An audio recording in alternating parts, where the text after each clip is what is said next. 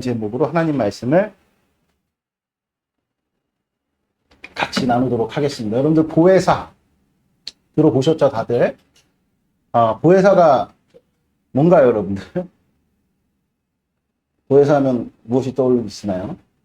우리가 이제 보혜사 하면은 성령 하나님이시다, 이렇게 이제 통상적으로 이해를 갖죠. 그런데 이제 생각해 보세요, 여러분들. 이명근 형제님의 이름은 무엇이죠? 이명근이잖아요. 그러니까 이명근 형제님을 지목해서 우리가 부를 때 그 이름을 부르잖아요. 그 이름에는 이명근 형제의 모든 이제 명예와 가치와 모든 것들이 다 함유되어 있는 영광스러운 호칭이죠. 근데 이명근 형제님께서 직업이 뭡니까? 변호사죠, 변호사. 근데 변호사가 이명근 형제님을 다 표현할 수 없잖아요. 왜냐하면 변호사는 바깥에서 일하는 하나의 직분에 불과하다는 거죠. 그래서 이명근 형제님 하면 변호사가 아니잖아요. 변호사들이 있단 말이에요. 그러니까 마찬가지로 보혜사라는 것은 직분인 거예요, 직분. 그러니까 보혜사가 꼭 성령 하나님이다. 맞는 이야기는 하지만 보혜사가 꼭 성령 하나님만이 계신 것이 아닙니다. 무슨 얘기인지 아시겠죠? 그래서 우리가 이 내용을 우리가 좀 깊이 있게 좀 나누고 싶은데, 우리 한번 요한복음 14장 16절 한번 볼까요? 요한복음 14장 16절.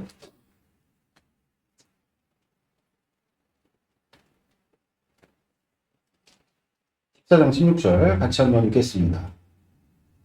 신약성경 172페이지입니다. 읽겠습니다. 시작. 내가 아버지께 구하겠으니 그가 또 다른 보혜사를 너희에게 주사 영원토록 너희와 함께 있게 하리니. 그러니까 여기서 이제 보혜사라는 단어가 처음 이제 등장을 하죠. 근데 여기서 뭐라고 예수님께서 말씀하시냐면, 내가 아버지께 구하겠으니 그가 또 다른 보혜사를 너희에게 주사 영원토록 너희와 함께 있게 하리니. 그러니까 또 다른 보혜사래요. 그러니까 유일무이한 보혜사가 아니라 또 다른 보혜사래요. 그리고 이 말씀을 우리가 유심히 깊게 읽어보면은 한 가지 이제 전제가 있다는 사실을 우리가 쉽게 깨닫게 되는데, 예수님도 뭐라는 사실을 우리가 알 수가 있죠? 지금 예수님 대신에 보내시는 분이시잖아요. 예수님도 누구시다? 보혜사다. 예수님께서 이 땅 가운데서 이제 행하신 일들, 그러니까 직분이라는 사전적 의미가 무엇입니까? 직무를 수행하는 본분. 그게 이제 직분이 풀어서 이야기하면 직무를 수행하는 본분. 이게 직분이잖아요, 여러분. 그러니까 이 땅 가운데서 예수님의 직무가 무엇인지를 우리가 알 수 있는 힌트를 주는 구절이 바로 요한복음 14장 16절이라는 것이죠. 근데 이 보혜사는 이제 헬라 원어로는 파라클레토스라는 단어인데요. 이 파라클레토스라는 단어를 모든 성경에서 오직 요한 사도만 사용을 해요. 요한복음하고 요한 1서에만 나와요. 그러니까 굉장히 어떤 그런 독특한 표현이고, 예수님께서 이 땅 가운데 오셔갖고 행하신 많은 일들이 있기 때문에 예수님의 어떤 그런 직무라든지 예수님의 행하신 일을 정의하는 것이 쉽지가 않아요. 그래서 요한복음이 굉장히 철학적이고 굉장히 깊은 어떤 그런 사유의 결과물이다, 이렇게 종종 누구죠? 신학자들이 표현을 하는 데는 이런 이유가 있는 거예요. 그러니까 누구도 여러분들 정의하지 않았던 내용을 지금 사도 요한은 복음서를 쓰면서, 그래서 공간복음이라고 하잖아요. 마태, 마가, 누가. 이 세 가지를 공간복음이라고 하고, 요한복음은 공간복음에 속하지 않죠. 그러니까 요한복음은 굉장히 독특한 양식으로 쓰여진 어떤 사도 요한의 어떤 가지고 있는 어떤 그런 성질과 그가 가진 학식, 철학적 사유, 이런 것들이 많이 함의가 되어 있는 그런 성경책인데, 그러니까 사도 요한은 예수님의 이 땅 가운데 행하신 행적들을 지금 뭘로 지금 표현을 하고 있는 겁니까? 보혜사라는, 파라클레토스라는 단어로 정의를 하고 있는 거죠. 물론 뭐 예수님께서 이런 말씀을 분명히 하셨겠지만요. 근데 예수님이 수많은 말씀을 하셨잖아요. 근데 사도 요한이 그 중에서 예수님의 14장 16절 말씀을 기억해내고 기록을 한 건데, 그러니까 예수님의 이 땅 가운데서의 행적, 많은 이제 여러 가지 행적들의 그 요약을 해서 그 직무가 무엇이었냐, 행하신 일의 한마디로 무엇이었냐, 그게 바로 보혜사다. 근데 이 보혜사는 이제 파라클레토스를, 이게 또 왜 됐다가 안 됐다. 잘 들리시죠? 이제 우리나라 말로 번역을 딱 하는데, 이건 이제 뭐 엄밀히 얘기해서 우리나라 말이 아니죠. 보혜사는 한자잖아요, 한자. 그래서 보혜사를 제가 한자로 이렇게 찾아봤더니, 이게 보호하다, 혹은 보증하다, 이런 그 보자고, 해는 은혜의 자예요. 근데 신기한 게 뭐냐면 사자가 스승사자입니다. 스승사자. 내가 변호사도 찾아봤어요. 변호사는 선비 사자더라고요. 근데 또 이제 그 검사도 찾아봤어. 그랬더니 검사는 일사자야, 일사자. 판사도 일사자야. 그래갖고 어떻게 보면은 공직에 있기 때문에 좀 더 어떤 직무에, 일에 더 이제 주안점을 두고 그렇게 표기를 한 것 같은데, 신기하게 의사는 또 스승사자라 그러더라고요. 근데 이게 스승사자의 어떤 자연적 의미가 어디로부터 파생된 거냐면 사자의 권위로부터 파생이 된 거래요. 우두머리라는 어떤 그런 뜻이 있다고 합니다. 그래가지고 이후에 그런 원래 뜻이 있었는데 이후에 이제 갖다 붙인 게 스승이라는 의미가 이제 갖다 붙여져가지고 스승사자가 된 거래요. 그러니까 스승은 또 풀어보면 도나 학식을 내려주면서 또 어려운 문제를 풀어주는 그런 어떤 존재. 그러니까 굉장히 어떤 권위적 존재를 일컫는 건데, 그래서 의사들을 왜 스승자를 붙이냐, 이거 뭐 선비사자나 일사자로 바꿔야 되는 거 아니냐, 이런 논의를 하자, 뭐 그런 일각의 주장들도 있더라고요. 그래서 의사들이 좀 이미지가 안 좋잖아요. 그래서 어쨌든 근데 제가 보혜사를 찾아보니까 이게 스승사자. 그러니까 무슨 얘기입니까? 이걸 이제 우리가 보혜사를 한번 해석을 해보면 은혜를 보증하는 스승, 이런 뜻이죠. 은혜를 보증하는 스승. 그렇죠? 이게 이제 한글 번역이에요. 한글 번역. 그러니까 한글 성경 번역. 그러다 보니까 이 파라클레토스라는 단어를 약간은 좀 이렇게 의역을 하다 보니까 다른 쪽에서는 또 다른 어떤 말로 번역을 한 내용이 있는데, 그게 뭔가 봤더니 대언자. 요한일서 2장 1절에는 우리의 죄를 사해 주시는 이가 있으시니 하나님 앞에서 우리를 대언하시는 예수 그리스도, 이런 표현들이 있단 말이에요. 거기서 대언자도 똑같이 원어 성경으로 보면 파라클레토스죠. 근데 우리나라 말로는 다르게 번역이 돼 있어요. 그래서 우리가 한글 성경은 좀 어떤 측면에서 표면적 통일성을 좀 해치는 경향이 있긴 합니다. 그럼에도 불구하고 굉장히 저는 잘된 번역이라고 생각을 해요. 왜냐면은 파라클레토스는 헬라어 용례로 이제 보게 될 때, 당시에 이제 일반적으로 파라클레토스가 어떤 때 사용이 되냐면 법정용어로 주로 많이 사용이 됐다 그럽니다. 예? 그러니까 뭐 여러 가지 조력자, 돕는 자 뭐 이런 뜻도 있겠지만, 특별히 판사 앞에서 죄인을 옹호하는 옹호자라는 의미로 많이 쓰였다 그래요. 그때는 뭐 변호사라는 어떤 특정 직업이 지금처럼 이렇게 구체적으로 제정돼 있던 때가 아니기 때문에 뭐 변호사의 역할을 하는 자들, 이렇게 이제 보시면은 될 것 같아요. 그래서 법정 용어로 많이 쓰인 어떤 그런 단어였다고 해요. 그러면은 생각해 보세요. 이 사도 요한이 파라클레토스를 썼을 때 그런 것들을 염두하고 이 파라클레토스로 우리 주님의 직무를 여러분들 표현한 것일까요? 안 한 것일까요? 표현한 것이 맞죠. 그러면은 이제 우리가 파라클레토스의 뜻은 그러니까 가장 지금 이 시대에 가까운 뜻이 변호사, 뭐 이런 뜻인 것 같아요. 그러면 무엇을 변호하느냐? 우리를 하나님 앞에서 변호하는 것이죠. 왜 우리를 하나님 앞에서 변호하느냐? 여러분들, 우리는 법적으로 하나님 앞에서 죽을 수밖에 없는 죄인입니다. 아멘? 우리가 그것을 여러분들 현실의 어떤 삶의 문제에서도 분명하게 지금 당장이라도 우리는 증명할 수가 있죠. 왜냐면 우리에게 분명하게 죄가 존재하기 때문이죠. 그러나 이제 우리가 한번 생각을 해볼 때, 오늘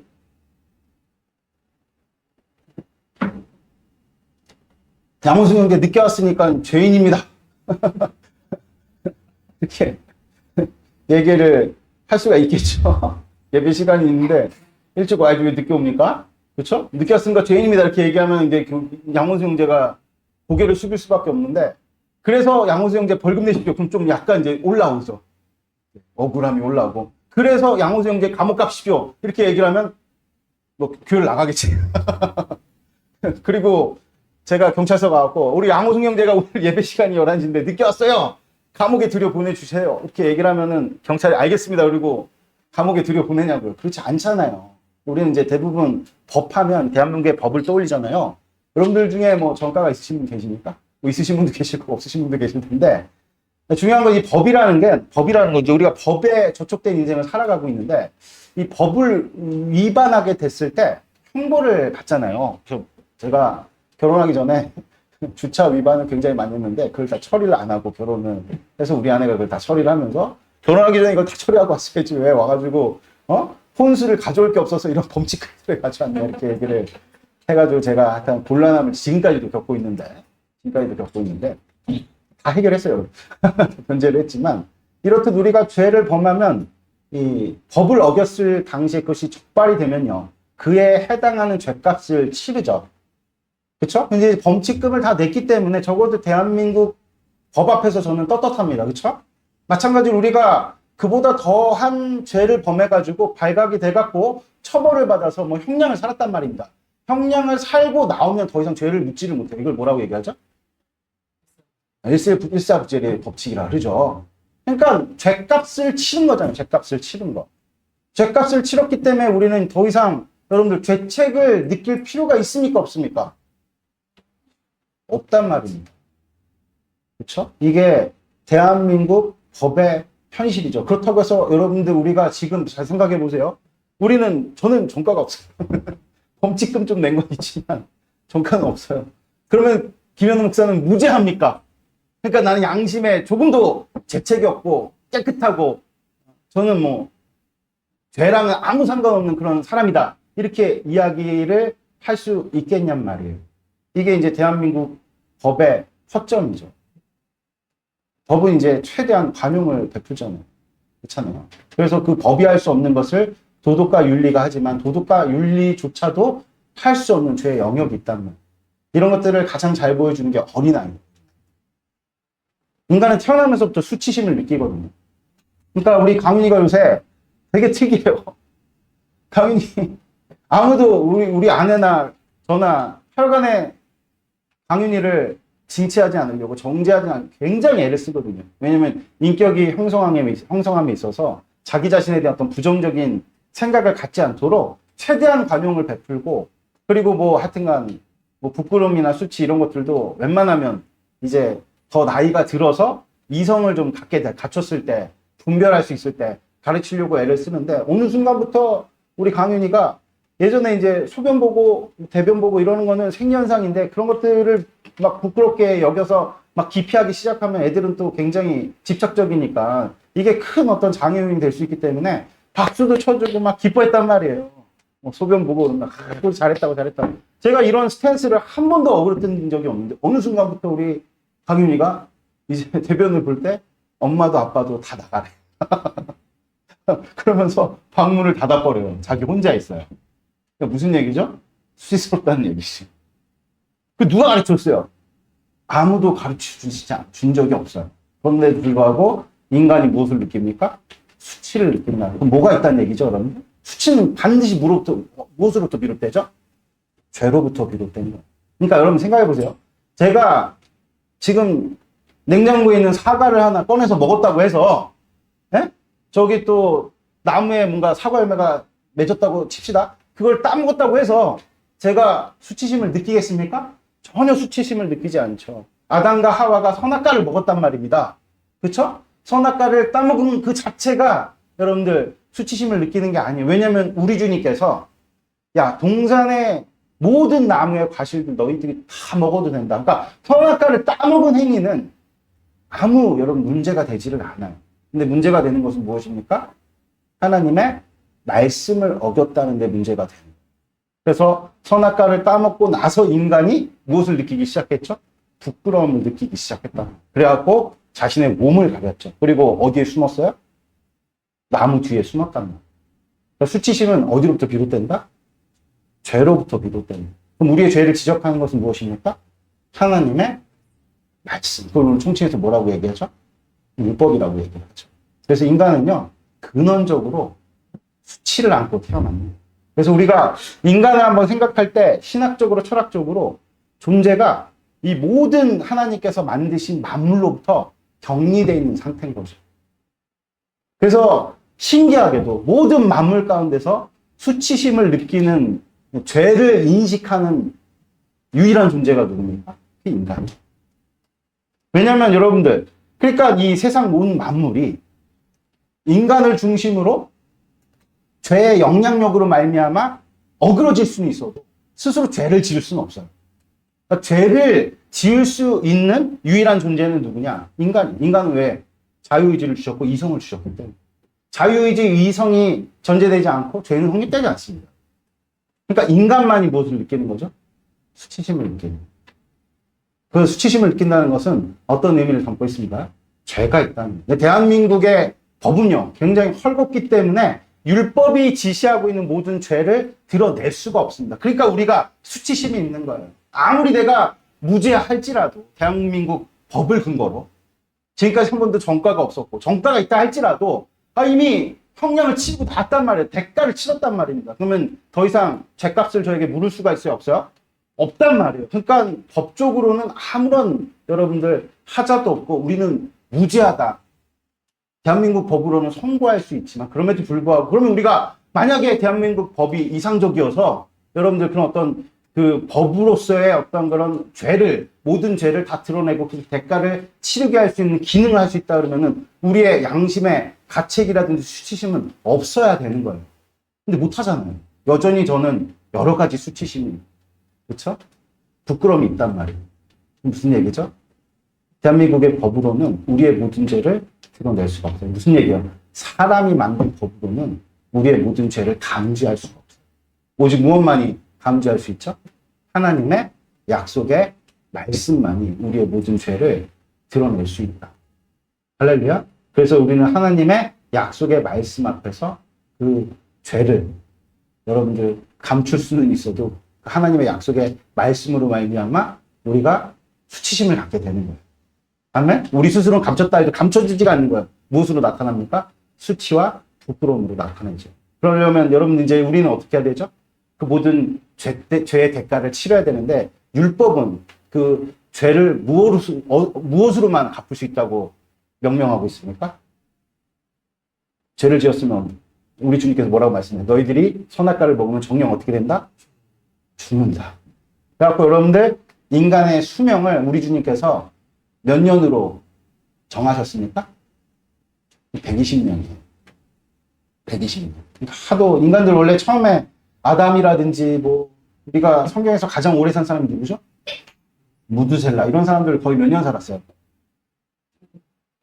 1000년 가까이를 살았단 말이에요. 그런데 어느 순간부터 이제 계속 인간의 수명들이 점점점 단축되고 있죠. 어떤 것을 의미합니까? 점점점 죄가 고도화되고 있는 거예요. 그러니까 무슨 얘기냐면 지금도 여러분 부조학이라는 게 있죠. 부조학. 나는 죄를 지을 의도가 없는데 그냥 태어나서 그 사회에 녹아서 살다 보니까 여러분들 죄를 짓게 되는. 그래서 여러분들 독일 국민들이 누구를 굉장히 수치스럽게 여기죠? 히틀러를 굉장히 수치스럽게 여기잖아요. 왜냐하면 그 죄책으로부터 자유로울 수가 없는 거예요. 그 만행음으로부터 자유로울 수가 없는 거예요. 그래갖고 여러분들 우리가 그 어떤 그 유대인들이 그 계속 추적을 해가지고 재판을 했잖아요. 책임을 묻는 그 히틀러를 지시를 받고 유대인들을 학살한 사람들. 그 기자가 그 취조한 어떤 기사의 내용이 뭐지? 악의 일반성인가?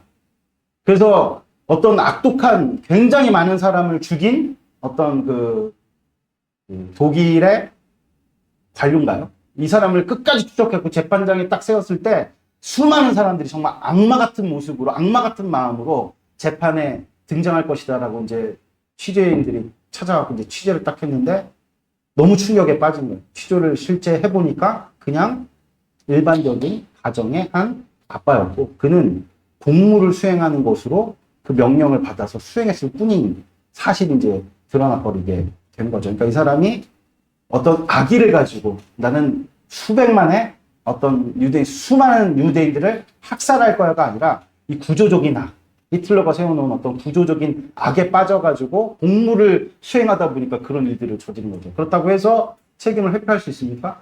회피할 수 없죠. 그러니까 점점 악이 고도화되면서 구조화되니까 여러분들 우리는 아까 뭐 우리 인호 형제가 기도할 때 그런 얘기하죠. 사회 문제 두고 기도하대요. 그게 어떠한 개인의 어떤 악에 의해서 벌어진 것이 아니라 우리 사회가 그렇게 굳어져 버린 구조화 거기에 빠져서 우리는 살고 있기 때문에 여러분들 어느 누구도 내가 직접적으로 해를 끼치지 않았다 할지라도 이 구조 안에 있으면 똑같이 동조하는. 그래서 여러분들 뭐 학교에 가면은 애들이 뭐 왕따를 했는데 방조죄라는 게 방조죄 아십니까 여러분들? 그러니까 넓은 의미에서 우리는 방조죄를 점점점 짓게 되는 거예요. 세상이 더욱더 각박해지고 악으로 구조화되면 우리는 그 악으로부터 피할 길이 없는 거예요. 그러니까 점점 인간의 수명들이 단축되고 해서 우리 주님께서 120년으로 상정하셨음에도 불구하고 지금 이렇게 과학기술이 발달했는데 120살까지 사는 사람들이 별로 없어요. 뭐 100세 시대 하지만 실질적으로 우리나라 수명도 따져보면은 한 80세 정도 될까요? 무슨 말씀인지 아시겠습니까? 옛날에 여러분들 미신 섬기고 우상 섬기고 할 때는 우리나라도 평균 수명이 40, 50이 안 될 때가 있었어요. 아시죠? 그러니까 무슨 얘기냐? 우리가 하나님 앞에 죄를 범해서 그 죄에 대한 어떤 대가를 치르는 것은 오직 무엇으로만 치를 수 있다? 죽음으로만 치를 수밖에 없는 거죠. 그렇죠? 그래서 여러분들 우리가 뭐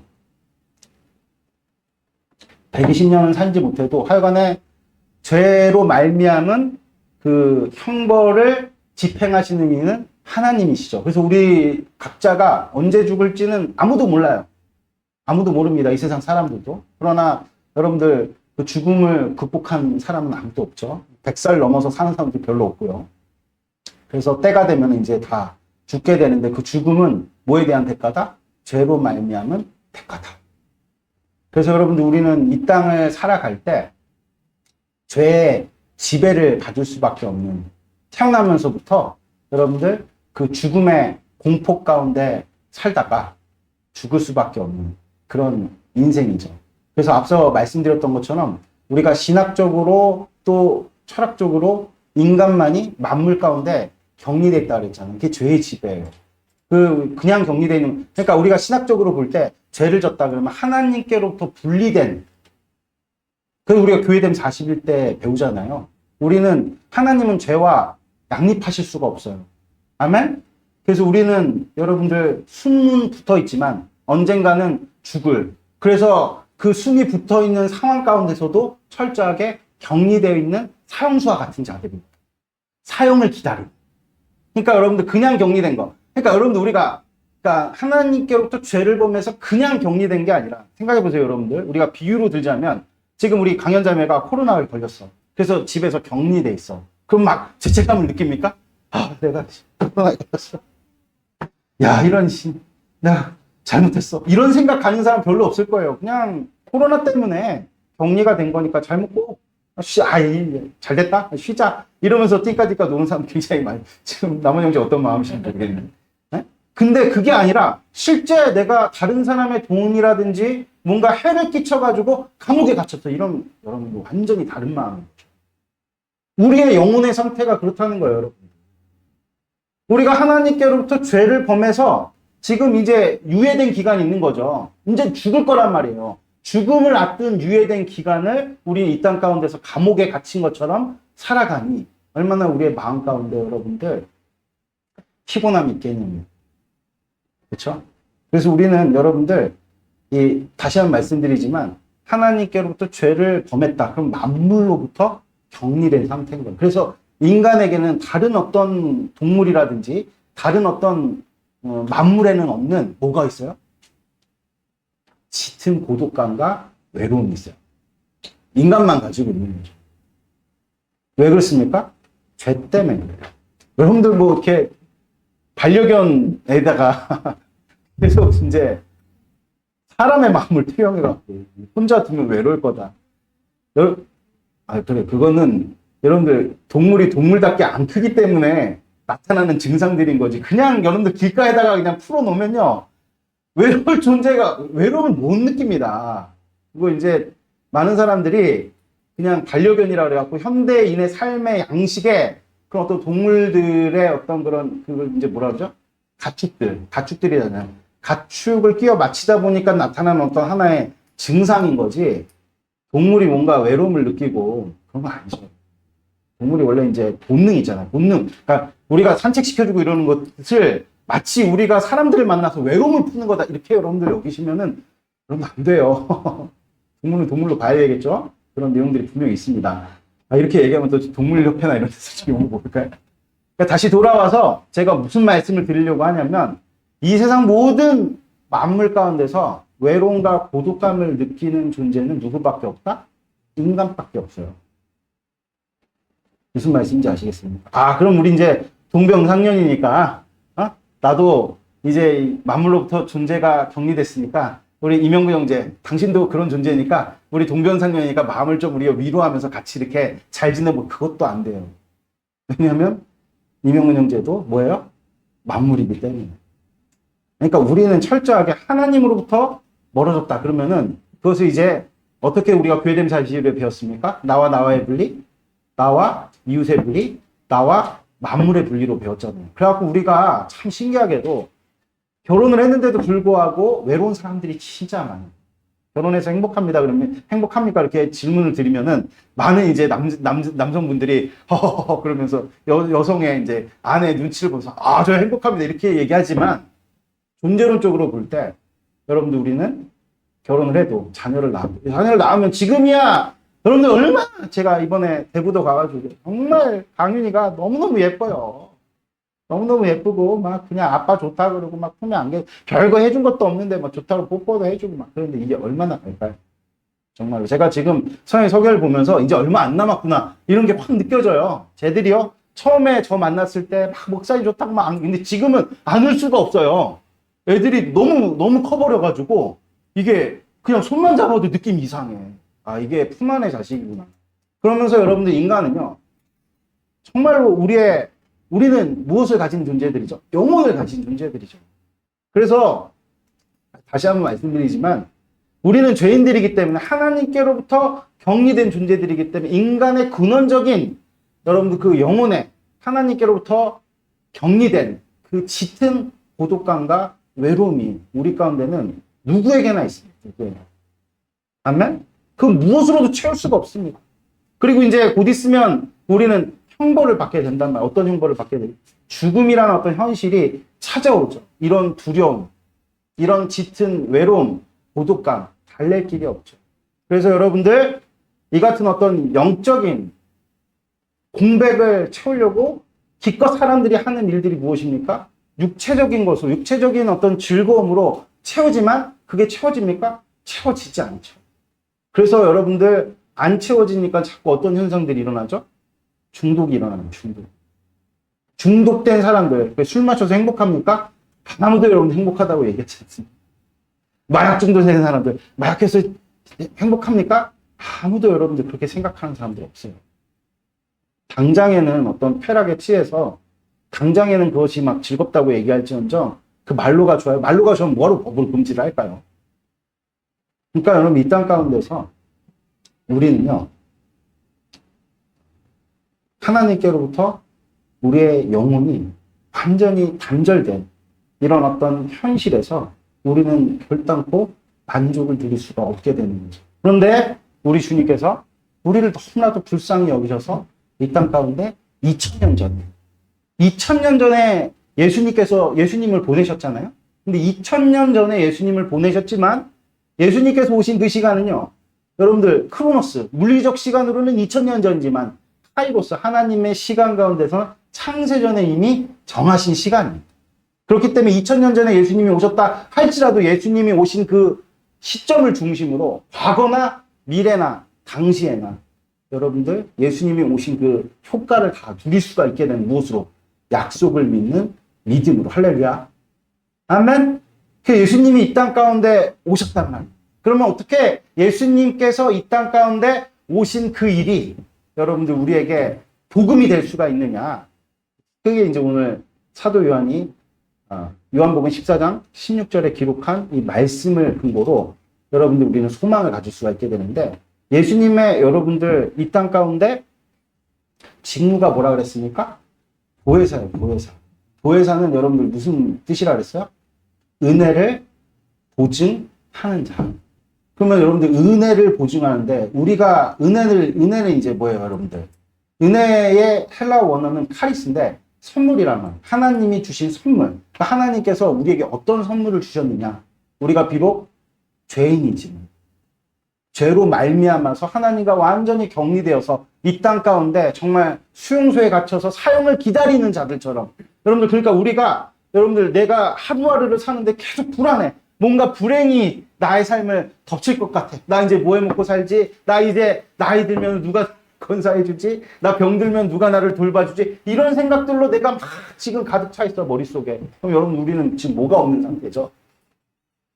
믿음이 없는 상태. 여러분들 조바심, 그 절망감, 그 어두움을 여러분들 그 대상을 뭘로 대체를 하면 동일하냐? 죽음이 죽음. 그게 다 죽음의 어떤 하나의 일환들이거든. 근데 우리 주님께 왜 우리가 그런 걱정들을 합니까? 하나님과 단절됐기 때문에. 근데 예수님께서 이 땅 가운데 오심으로 우리가 분명히 그가 하신 행적을 잘 기억하고 있죠. 성경에 기록되어 있고 우리가 늘 말씀을 듣잖아요. 예수님 이 땅 가운데 오셔서 행하신 일이 무엇입니까? 십자가 지셨습니다. 할렐루야.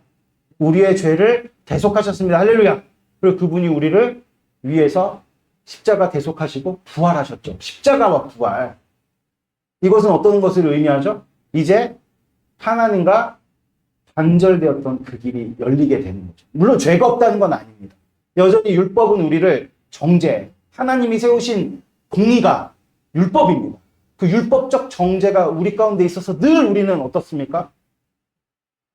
그 죽음에 대한 어떤 사실적인 공포감이나 두려움은 아닐지라도 여러분들 갓 태어난 우리 강윤이가 죽음에 대한 지식이 있겠어요? 없죠. 그럼에도 불구하고 강윤이도 죽어야 안 죽어요? 죽죠. 그 죽음으로 비롯된 여러분들 그 어떤 죽음은 형벌이죠. 형벌로 말미암은 인간이 본연에 가지고 있는 고독감과 외로움 그것을 야기시키는 게 뭐죠? 죄로 말미암은 수치. 이해되세요?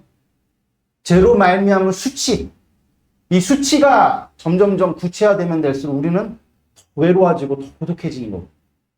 무슨 말씀인지 아시겠죠? 응? 그러니까 너무 오늘 어려운 얘기.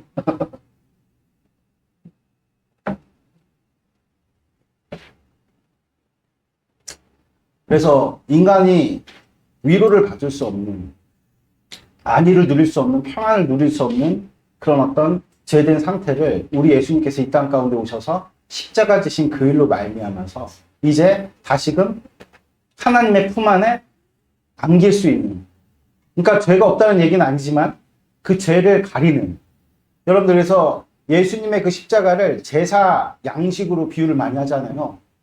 여러분들 우리가 하나님 앞에 드리는 번제라든지 우리가 이번에 언제요? 사경회 때 우리가 배웠던 오제사. 그 오제사의 여러분들 핵심이 뭐시면 피예요, 피. 그 피로, 그 피를 여러분들 그 그룹이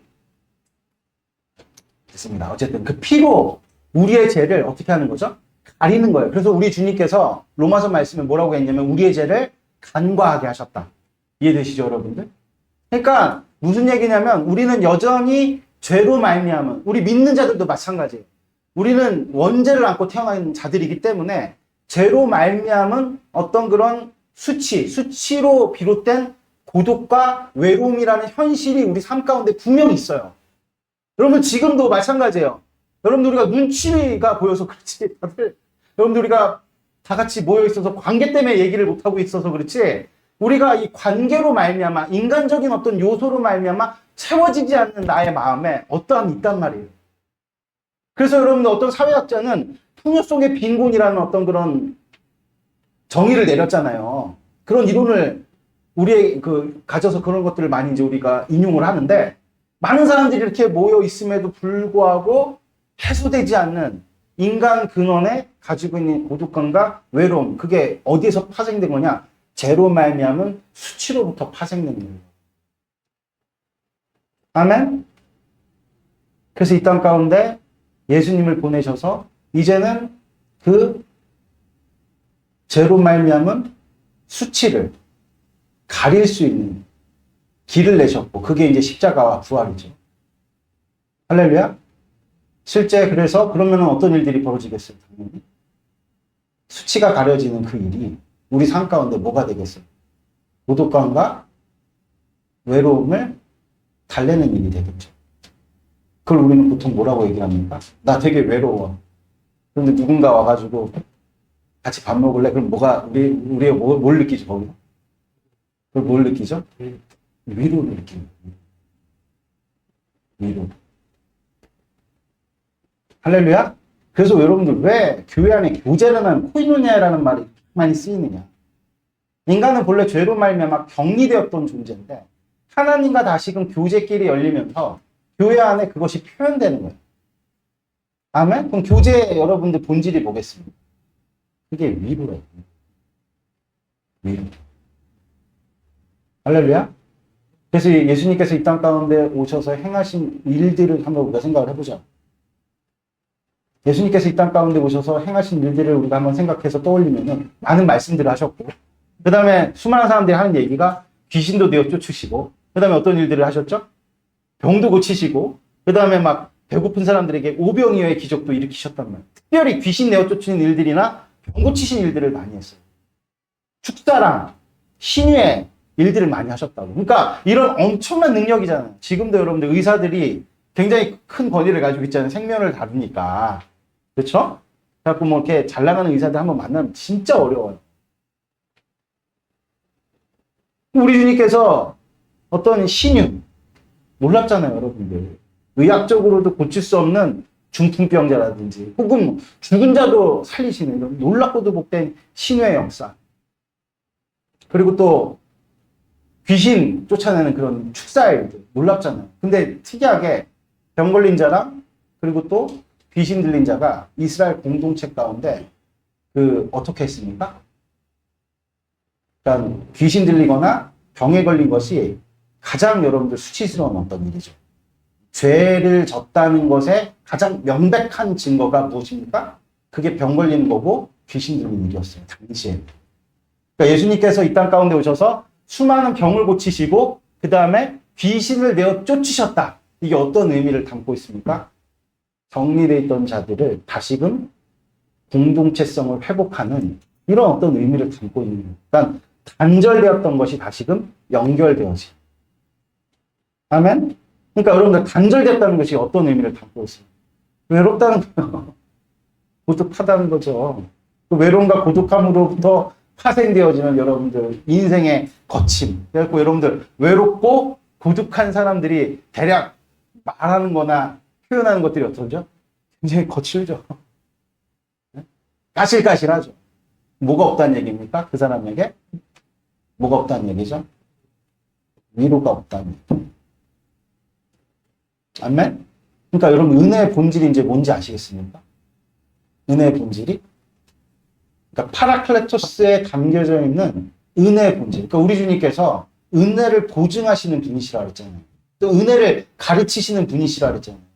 이 땅 가운데 오셔갖고 은혜를 진짜로 주님께서 베푸셨어요? 안 베푸셨어요? 가르쳐 주셨어요? 안 가르쳐 주셨어요? 가르쳐 주셨어요. 그 내용들을 하나하나 따져보니까 무엇이죠? 무엇입니까? 하나님께서, 예수님께서 위로하셨다. 할렐루야. 이것을 여러분들이 오늘 정말 파라클레토스라는 이 단어 안에서 여러분들 깊이 깨닫게 되시는 복된 은총이 있기를 바랍니다. 할렐루야. 예수님이 하신 일들이 무엇이냐? 위로하신 일들. 그래서 여러분들 우리가 은혜를 받으면요. 은혜를 받았다. 뭐 예배 가운데 은혜를 받았다. 말씀 가운데 은혜를 받았다. 여러분들 이것들을 헷갈리면 안 되는 게 은혜를 받았다는 것은 어떤 의미를 담고 있죠? 내가 무엇을 받았다? 위로를 받았다. 라는 의미를 담고, 야, 나 그 교회 가서 은혜를 많이 받았어. 이렇게 얘기를 할 때 그 은혜를 여러분들 너무 어렵게 생각하지 마시고, 왜 그러냐면요. 하나님께서 이 땅 가운데 당신의 백성들에게 은혜를 베푸실 어떤 뜻을 품으셨는데 그 뜻이 복잡하지가 않아요. 굉장히 단순합니다. 그것이 오늘 이사야 40장 1절 말씀에 기록되어져 있는 거예요. 우리 주님께서 당신의 백성들을 위로하시기를 바라시는 마음으로 은혜를 주신 것입니다. 할렐루야. 그러니까 은혜를 받았다는 것은 다시금 하나님께로부터 우리가 무엇을 받았다? 위로를 받았다. 이렇게 여러분들 이해를 가지시면 어렵지가 않죠. 할렐루야. 그래서 여러분들 우리가 신앙이 무엇으로부터 시작되느냐? 위로로부터 시작됩니다. 위로로부터. 아멘? 우리는 여러분들 죄인으로서 그 수치가 가려지지 않으면 신앙은요, 하나님 앞에서 힘을 잃습니다. 예수의 보혈이 여러분들 우리의 죄를 사했다. 이것이 어떤 의미를 담고 있습니까? 우리의 수치를 가렸다. 그래서 우리의 영혼이 하나님께로부터 격리되어 있던 그 존재의 격리로부터 이제는 자유케 돼서 다시금 하나님과의 관계가 회복된 겁니다. 다시 만물이 나를 어떻게 하는 거야? 조화롭게 하는 자로, 화평케 하는 자로 받아들이는. 그럼 이게 우리의 현실 속에서 실제 어떻게 일어나느냐? 예수님께서 역사하셨던 것처럼 병 고치는 일들, 귀신 쫓아내는 일들, 그게 어떤 것이죠? 격리되어 있던 현실 속에서 다시금 공동체성이 회복되는 거예요. 관계가 회복되는 거예요. 그러니까 무엇입니까? 그 사람들에게는 그게 위로죠. 위로를 받는 일들입니다. 그러니까 어떠한 지체가 멀리 교회를 떠났다가 다시 교회로 찾아와서 여러분들 교회 안에서 교회 생활을 막 열심히 잘하게 되었어요. 갔더니 따뜻함을 느꼈어. 갔더니 위로를 느꼈어. 그러면서 이제 여러분들 공동체성이 회복되는 어떤 그런 내용들을 우리가 이런 걸 다 고개를 숙이고 있어요. 지금 이 단절이에요, 단절. 그럼 이제 어떻게 하냐? 이 목사를 외롭게 만들. 이 공동체에서 목사를 고독하게 만들. 그럼 무슨 은혜가 있겠냐? 제가 말씀을 전하면서 저도 은혜를 받아야 되는데. 그렇죠? 여러분들 마찬가지로 여러분들 우리가 그러니까 모든 여러분들 교회 안에서 하나님께 그래서 여러분들 제가 이렇게 설교를 간혹가다가 했을 때 어떤 지체가 목사님 오늘 참 설교에 은혜가 있었으면 그럼 굉장히 제가 무엇을 받습니까? 거기 요새 거의 못 봐. 제가 무슨 여러분 설교가 아무리 좀 이렇게 좀 변변치 않더라도 좀 그런 어떤 훈남이 여러분들 축복드립니다. 할렐루야. 여러분들 우리가 그러니까 이런 어떤 위로하는 일들. 그래서 제가 물론 이게 인위적으로 하자는 그런 얘기가 아니라 우리 인생 가운데 성령 하나님께서 우리 가운데 역사하신다. 자 보세요. 그래서 예수님께서 이 땅 가운데 오셨을 때 위로자셨어요. 위로자. 그래서 이 파라클레토스를 영어 번역에서는 죄다 거진다 뭐라고 번역하면 컴포터로 번역을 해요. 컴포터. 뭐 헬퍼라고 번역되는 것도 있지만 대부분 컴포터라고 번역하는데 컴포터의 뜻이 무엇입니까? 위로자예요. 위로자. 그러니까 모든 만물이 나에게 등을 돌렸어. 죄인이라고 율법적으로 그 정죄 속에서 다 등을 돌렸는데 오직 우리 주님만이 나의 옹호자가 되주셔서 하나님의 그 판결자 앞에서 지금 나를 변호하고 계신 거죠. 얼마나 은혜스럽습니까? 할렐루야. 그러니까 우리 주님께서 근데 그래서 이 제자들이 예수님을 따르던 제자들 12만 있었던 게 아니라 70인의 제자를 패송했다 그러잖아요. 예수님 따른 많은 무리들이 있었단 말입니다, 여러분들. 그냥 12제자 빼놓고 예수님을 따르던 여자들만 다 따져봐도 12제자보다 많아요. 근데 그 70인의 제자들이 예수님이 이 땅 가운데 계실 때 예수님이 파송을 딱 하니까 위로를 받은 자들이 나가고 막 말씀을 증거했더니 막 귀신이 떠나가고 막 병 고치는 일들이 벌어지고 그 예수님이 그들이 딱 돌아왔을 때 뭐라고 말씀했냐면 사탄이 위로부터 떨어지는 것을 내가 봤다. 그럴 정도로 기세가 등등하게 그들이 열심히 선교활동을 했단 말이에요. 무슨 뜻입니까? 신앙을 살았다는 것을 의미하는 거죠. 무엇을 받았기 때문에? 위로를 받았기 때문에. 그들에게 위로자가 있기 때문에. 근데 우리 주님께서 이제 어디로 가신대요? 하나님께로. 그리고 주님께서 약속하신 또 다른 누구를? 보혜사를 보내십니다. 그러면 이 보혜사를 이제 우리 누군지 알잖아요? 오늘 우리가 읽었던 성령 하나님이 우리의 보혜사인데 그럼 성령 하나님의 역할은 무엇일까요? 똑같은 거예요. 은혜를 보증하는 자, 은혜를 가르쳐 주시는 자. 한마디로 이야기해서 하나님께로부터 죄로 말미암아 아까 얘기했잖아요. 우리 강윤이는 유아 세례 받았단 말이에요. 신자예요, 신자. 죄와 아무런 관련이 없을 것 같은 강윤이조차 수치심이 있어요. 그럴진데 여러분들 우리 지금 괜찮은 모습으로 오늘 얼굴 좀 빡빡 닦고 주일 예배 때 그래도 가장 깨끗한 모습으로 여기 쓰려고 애를 많이 쓰는데 우리가 얼마나 지저분합니까? 존재자체. 숨 쉬는 게 다 죄죠. 말하는 게 다 죄죠. 그렇죠? 뜻하지 않게 여러분들 제가 아무리 정제된 말로 얘기를 해도 오늘 제가 호수 형제 언급해갖고 좀 민망했나요? 좀 싫으세요? 그럴 의도가 아니었습니다. 저희가 아무리 여러분들 우리가 정말 정제된 말과 우리가 좋은 의도를 가지고 말을 하고 제스처를 취해도 하루 만에 소통이 안 돼갖고 단절이 돼서 오해가 쌓이는 경우가 얼마나 많습니까? 그러니까 말하는 거 막 조심하고 야 내가 원래 그랬던 뜻이 아니었는데 그렇게 받아들여서 정말 미안하네. 그래서 사과는 받아들였지만 그게 상처로 남는 거야. 내가 더 조심해야겠다. 그 조심함 가운데는요, 이제 어느 정도의 단절이 있죠. 그러면서 우리가 피해를 안 주려고 하면 할수록 우리 존재는 계속해서 고립되죠. 자신감도 잃어버리고. 해소가 안 됩니다. 그게 다 어디로부터 기인된 것이냐? 죄로 말미암은 수치심으로부터 기인된 겁니다. 아멘?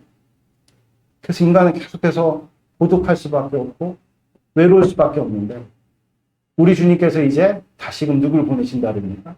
성령 하나님을 우리 가운데 보내신다. 그분은 누구십니까?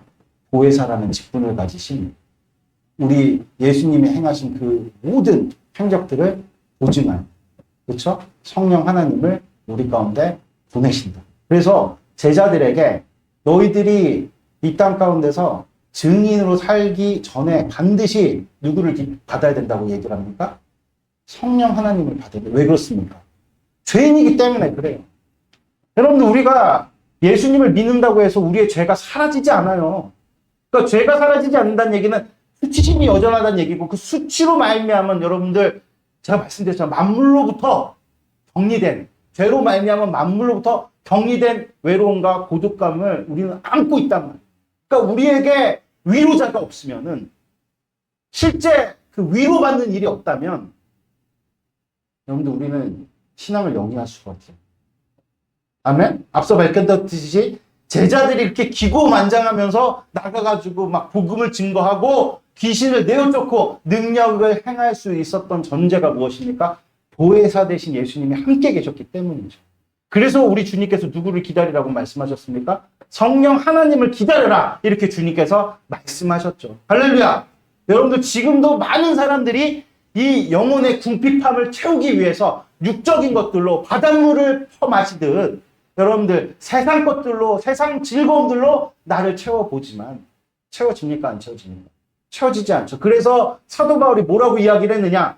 사도 요한은 그러한 세상 것, 육체적인 것들로 너희들을 채우려고 하는 그 모든 시도가 여러분들 안목의 정욕, 육체의 정욕, 이생의 자랑이라 그랬어요. 그래서 여러분들 우리가 이 땅 가운데서 여러분들 추구하는 대부분의 많은 것들은 안목의 정욕이요, 육체의 정욕이요, 여러분들 이생의 자랑이지만 지금도 여러분들 우리 서현성애가 잘 길러지는 게 얼마나 나의 명예입니까? 얼마나 기쁨입니까? 그러나 그런 것들이 우리 이명근 형제와 김소영 자매가 하나님께로부터 분리되어서 그 존재의 격리, 영혼이 고립되어 있는 그 정말 고독감과 외로운 현실을 채울 수는 없다.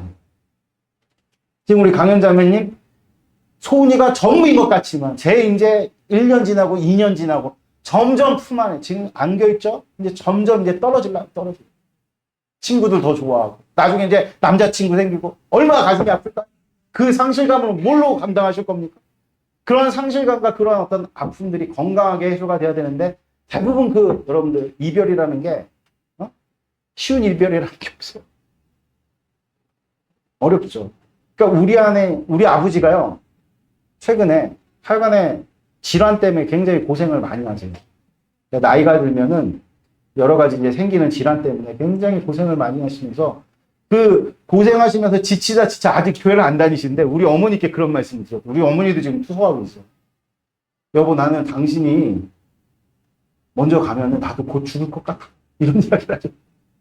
그래서 우리 어머니께서 그러면은 아니라고 잘 달래가지고 교회를 가셔야 되는데 우리 어머니 제가 어머니 닮았는 그때 꼭 다른 얘기도 하죠. 나는 교회 다녀서 당신처럼 그렇게 생각은 안 될 것 같은데 이런 말씀을 하셔서 당신도 교회 가가지고 좀 이렇게 이제는 하나님을 좀 만났으면 좋겠네 이런 식의 이제 답변을 우리 어머니께서 하셨다 그래요. 근데 그게 사실이죠. 우리 아버지께서 교회로 나오셨으면 좋겠습니다. 할렐루야. 그것을 위해서 좀 여러분들 기도해 주시기 바랍니다. 아멘. 다시 돌아와서 다시 한번 말씀드리면 그래갖고 사도 바울이 뭐라고 얘기를 했냐면 야 너희들 이 세상에 취하지 마. 이거를 비유적으로 말했어요. 뭐라고 얘기를 했냐. 술 취하지 마라. 이 비유적 표현입니다. 아까 앞서 얘기했던 것은 사도 요한이 이 세상 것을 뭐라고 이야기를 했습니까? 안목의 정욕과 육체의 정욕과 이생의 자랑이라고 정의를 했잖아요. 이거를 사도 바울은 또 뭐라고 얘기하냐면 술 취하지 마. 그러니까 너희들의 그 영혼의 고독감과 외로움을 달래는 것을 자꾸 세상 쾌락을 추구하는 것으로 대체하려고 하지 말고 대신에 뭐 하라고 말합니까? 뭐라고 얘기를 하죠? 찾아봅시다. 에베소 5장 21절.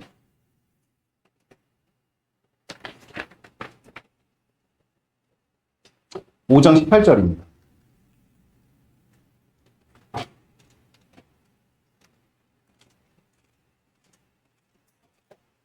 에베소 5장 18절 다시 한번 읽어보도록 하겠습니다. 시작. 술 취하지 말라 있는 방탕한 것이니 오직 성령으로 충만함을 받으라. 알았어요. 엄마요? 엄마 갖다 주세요. 엄마 빨리 갖다 주세요. 그러니까 에베소 5장 18절을 한번 우리가 읽어보면 술 취하지 말아라. 그러니까 여러분들 여기 생각해요. 그런즉 너희가 어떻게 행할지 자세히 주의하여 15절부터 읽으면요. 지형자같이 하지 말고 오직 지혜 있는 같이 하여 세월을 아끼라. 때가 악하니라. 그러므로 어리석은 데가 되지 말고 오직 주의 뜻이 무엇인지 이해하라. 갑자기 여러분들 술 취하지 말라고 나오잖아요. 술 얘기가 하나도 안 나오는데 갑자기 술 취하지 말라. 이 술 취하지 말라는 것은 그냥 술 마시지 말라는 얘기가 아니라 세상에 취하지 말아라. 이런 어떤 관용적인 표현입니다. 그러니까 세상에 취하지 말고 오직 무엇으로 충만하라고 말씀하고 계십니까?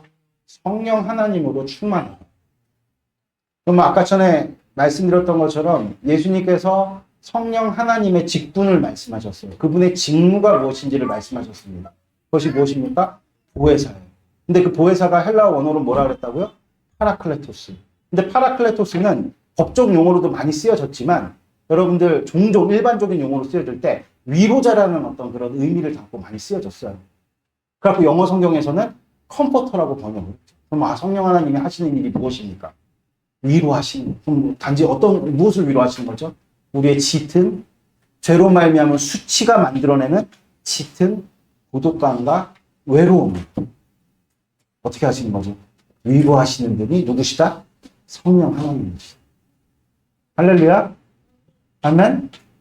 그래서 여러분들 우리가 성령 하나님으로 충만하고 우리 성령 하나님 여기 있는 대부분의 사람들은 성령 세례를 받으신 줄 믿습니다. 아멘. 그래서 성령 하나님으로 충만한 그 일의 시작이 어떻게 이루어지느냐? 위로받는 일들로 일어난다. 그러니까 우리 믿는 사람들은 뭐에 민감해야 될까요? 제가 지금 간절히 정말 주님의 도움을 구합니다. 진짜 오늘 선포된 말씀처럼 내가 술 취하지 않고 내가 술 취해가지고 살아보니까 세상 것으로 나를 달래려고 살아보니까 채워지지가 않아. 더욱더 그냥 목말라. 이런 상황 속에서 여러분 믿음이 있는 사람들은 성령 하나님을 구하죠. 성령 하나님 제발 나 좀 도와주세요. 이게 성령 하나님을 구하는 겁니다. 그럴 때 하나님께서 그것에 응답하셔서 우리 삶 가운데 역사하시는 일들이 무엇이냐? 위로예요. 우리를 위로하시는 일들로 주님께서 우리를 역사하신다는 거죠. 그래서 여러분들 우리 믿는 사람들은 뭐에 민감해야 될까요? 뭐에 민감해야 될까요? 뭐에 민감해야 될까요? 위로받는 일들에 민감해야 돼요. 위로받는 일들을 그냥 어쩌다 일어난 하나의 우연으로 치부하는 것이 아니라 우리 삶 가운데 정말 여러분들 위로라는 게 쉽지가 않아요. 정말 그 사람의 어떤 필요를 알아야 되는데 대부분 많은 사람들은 그걸 감추고 산단 말이에요. 아시죠? 그것을 다 드러내놓고 여러분들 우리가 살 수만 있다 그러면은 이명훈 형제가 정말 필요한 게 이거구나 하면 가서 제가 알 텐데 제가 어제도 우리 전인홍 형제께서 여기서 이제 공부를 하시다가 가셨어요. 우리 전인홍 형제가 요새 뭐 하시나 이렇게 딱 봤는데 뭐 많이 뒤진 건 아니에요. 저게 자기 물건들을 이렇게 많이 펼쳐놨는데 전인홍 형제가 이렇게 딱 봤는데 영어책이 딱 하나가 있는 거예요. 얼마 전부터 영어 공부를 하겠다고 제가 들었는데 딱 펼쳐봤더니 진짜 책이 있으면 영어 공부 대충 하는 사람들 어떻게 하죠? 처음에만 이렇게 끄적끄적거리고 끝나는데 봤더니 두꺼운 책인데 3분의 2가 다 이렇게 돼 있는 거라. 그래서 전인홍 형제 영어 공부 정말 열심히 하는 거. 내가 그러면서 다시 봤어요. 그러면서 내가 전인홍을 정말 모르는구나. 정말 자기가 하고자 하는 어떤 뜻에 대한 성실성이 분명히 있구나. 저기 영어책 저기 있거든요. 두꺼운 거? 한번 가서 보세요. 한 3분의 2 정도를 이렇게 체크를 다 해놓고 줄도 쫙쫙 보고 공부를 한 흔적이 있더라고. 정말 열심히 공부하시는구나. 그러니까 그만큼 우리는요, 겉핥기식으로 사람들을 보고 판단을 많이 한단 말입니다. 더 들어오는 것도 싫어하죠. 그러다 보니까 정말 위로가 희소하고 희귀한 시대가 돼버렸어요. 위로하지도 않고 받지도 않는 시대가 돼. 그러니까 성령 하나님께서 역사하실 수가 없는 거예요. 그래서 우리가 성령 하나님께 간절히 도움을 구할 때 우리가 날을 세우고 안테나를 우리가 바짝 세워가지고 우리가 가장 예민하고 민감하게 반응해야 될 것이 무엇이냐? 위로하는 위로. 아멘? 그래서 어떤 목사님의 설교가 위로가 됐다. 오늘 어디 이렇게 지나가는데, 예전에 제가 강연자매가 그런 얘기를 하신 적이 있어요. 제가 너무 삶이 피폐하고 힘들어하고 어디다 얘기할 데가 없고 그래서 주님, 제가 진짜 위로를 바랍니다. 그런데 지나가는데 무슨 꽃을 봤대요. 아, 저 꽃 내가 정말 갖고 싶어요. 저 꽃 내가 받으면 위로가 될 것 같아 했는데 그날 저녁인가 누군가 와가지고 꽃을 사줬다. 그게 여러분 성령 하나님의 역사인 거예요. 그냥 우연히 벌어진 일이 아니라 성령 하나님께서 나의 삶 가운데 역사하신 거죠. 그것을 붙들고 하나님을 찬미하고 하나님을 찬양하고, 여러분들 그것을 실마리로 붙들고 이제 더 이상 우리가 어떤 시도를 내려놓고 바닷물 퍼먹는 시도, 그러니까 안목의 정욕, 육신의 정욕, 이생의 자랑이라는 것으로 우리를 채우는 그 시도를 이제는 여러분들 멈추고, 아, 이제 성령 하나님께서 시작하셨구나. 성령 하나님께서 나의 삶 가운데 역사하셨구나. 그럼 여러분, 우리가 진짜 이제는 그 성령 하나님의 충만함을 놓고 주님께 정말 진지하게 예배하고 기도하고 말씀을 붙드는 길로 연결이 될 수만 있다면, 그리고 더 나아가서 여러분 성령 하나님의 역사가 마중물이죠. 마중물. 이게 마중물과 같은 거거든요. 그게. 그럼 어떻게 해야 돼? 계속 펌핑을 해. 펌핑을. 그러니까 여러분들 삶 가운데 내가 어떤 위로를 받는 일들의 역사가 딱 나타났어. 그러면 여러분들, 야, 이제 진짜 주님께서 이제 시작하시겠구나. 어제 우리 강현자매님 뭐 예전에 성기도 목사님 만나 오셨는데 거기서 펑펑 우셨다면서요. 예? 뭘 받은 거예요? 위로를 받은 거예요. 이거를 그냥 우리 신자들은요, 그냥 우연히 스쳐 지나가는 하나의 어떤 그냥 일이다, 이렇게 치부할 것이 아니라 그동안 얼마나 간절히 주님께 구했냔 말이에요. 주님 다시 역사했으면 좋겠습니다. 하나님께서 역사하셨으면 좋겠습니다.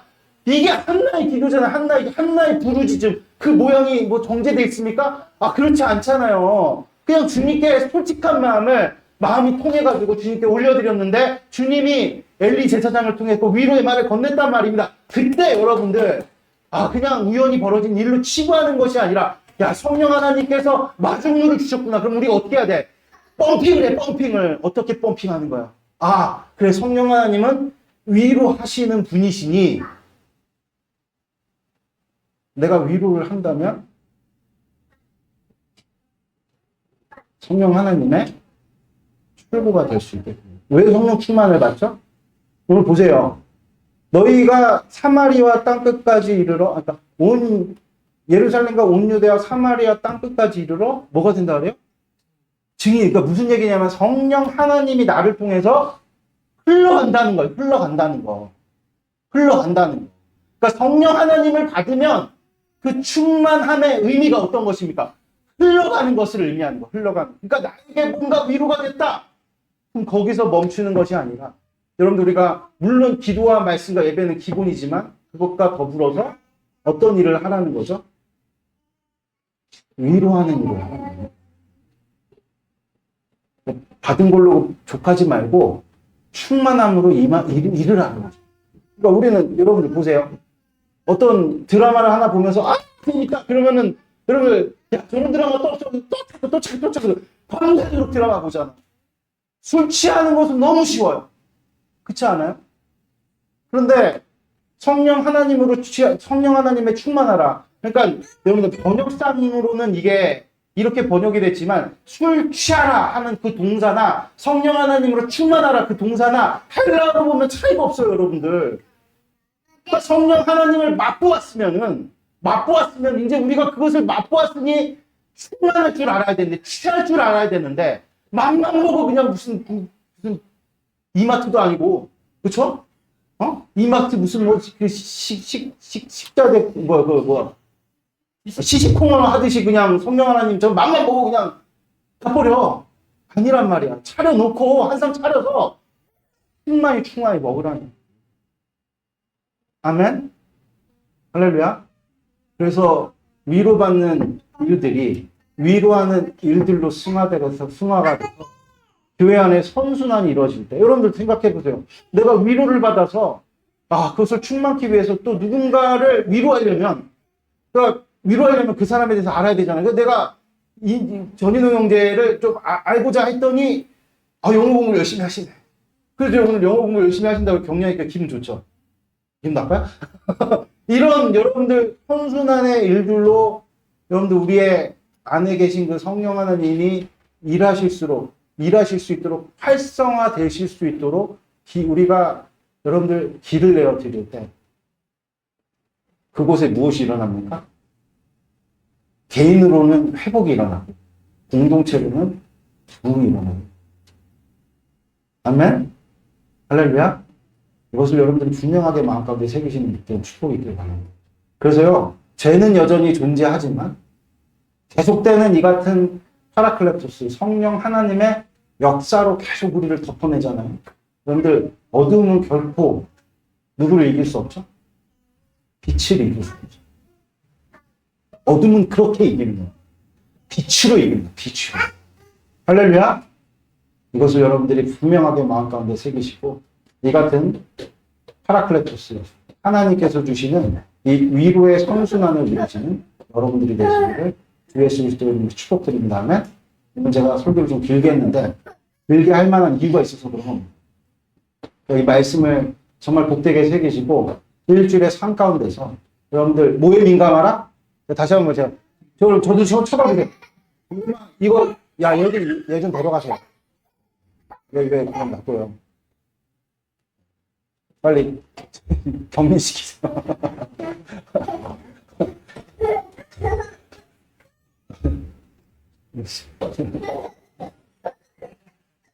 너 이제 저희 경제 이제 제가 이제 말씀의 결론을 맺기. 오늘 이제 어쨌든 제가 많은 사람들이 안 봐요.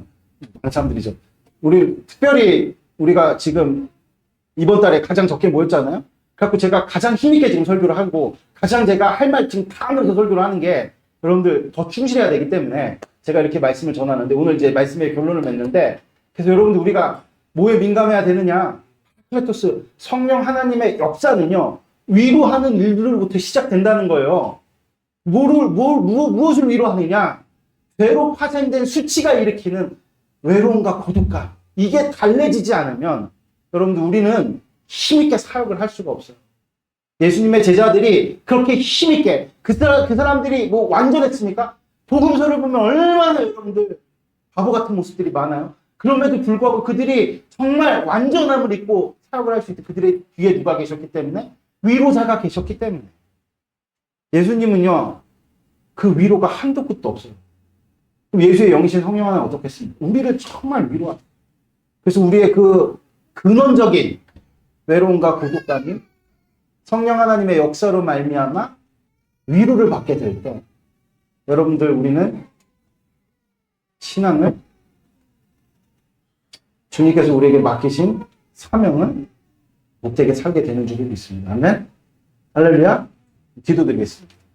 하나님 아버지 감사합니다. 오늘 선포된 말씀 우리 가운데 이루어 주셔서 주님께서 이 땅 가운데 오신 그 직무의 내용이 보혜사라는 그 한 단어로 오늘 정말 복되게 설명이 되어졌는데, 아버지 정말 우리 예수님께서 이 땅 가운데 정말 하나님께서 베푸신 그 은혜를 위로로 아버지 승화시켜서 나타내셨던 것과 같이 이제는 성령 하나님께서 이 땅 가운데 오셔서 우리를 위로하심은 아버지 정말 우리의 죄가 하나님께로부터 정말 예수의 피로 말미암아 삶을 얻었다라는 증자요, 아버지 그것을 정말 보증하시고 확증하시고 이루시는 분으로 성령 하나님께서 우리 가운데 오셨음에 우리 가운데 일어나는 모든 위로의 일들은 성령 하나님의 역사인 줄 우리가 믿어 의심치 않습니다. 이제 그 성령 하나님의 역사를 우리가 붙들고 아버지 이것을 우리 가운데 충만을 이루는 것으로 우리가 믿음을 가지고 아버지 누군가를 또 위로하는 것으로 흘려보낼 때 아버지 정말 개인에게는 회복이 있고 아버지 공동체는 부흥이 나타날 것이라는 아버지 비전을 주님께서 우리에게 밝히셨사오니 이것을 분명하게 붙들고 우리가 일주일을 또 살아갈 수 있는 복된 은혜를 우리 가운데 더하여 주시옵소서. 또한 요한복음 14장 26절 말씀에는 성령 하나님께서 예수님의 행적과 예수님이 하신 모든 말씀을 생각나게 하신다는 그런 놀랍고도 복된 역사를 주님께서 밝히셨을 때 아버지 일주일의 삶 가운데 오늘 우리가 들은 말씀이 곳곳에서 생각나는 역사로 역사하여 주셔서 정말 우리가 위로에 민감하고 그 위로를 확장하는 아버지의 백성들 되어줄 수 있도록 축복을 더해 주시옵소서. 감사합니다. 부활의 주님 되신 예수님의 이름으로 기도드렸습니다. 아멘. 자, 우리 같이